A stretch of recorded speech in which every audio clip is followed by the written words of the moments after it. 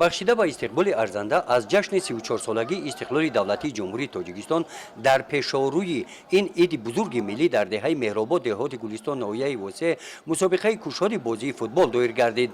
дар ин чорабинӣ дастаҳои беҳтарини футболбозон аз шараку деҳотҳои ноҳия ва ноҳияҳои минтақаи клуб ширкат варзида бо бозиҳои ҷолибу диданӣ хотири садҳо мухлисони ин бозии дӯстдоштаниро шод гардониданд. бахшида ба 34-солагии истиқлолияти давлатии ҷумҳурии тоҷикистон мусобиқаи варзишии футбол миёни ҷавонони ҷамоатҳои шаҳрак ва деҳоти ноҳия аз санаи 17 то 20 август идома меёбад. ҳач хеле дида истодаем имрӯз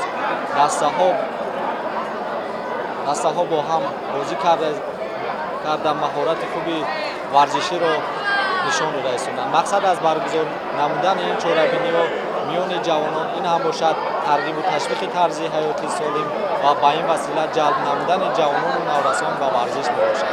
бозии марказии ин мусобиқа байни дастаҳои футболбозони деҳаи меҳробод ва деҳаи арал дар сатҳи баланди омодагии варзишӣ аз ҷониби ҳарду даста сурат гирифт. натиҷаи бозӣ бо ҳисоби 6-3 ба бурди дастаи меҳробод анҷом ёфт. ин чорабинии варзишӣ беҳтарин футболбозонро муаррифӣ карда онҳо ба дастаҳои равшани кӯлоб ва ҳулбуки восеъ роҳ ёфтанд.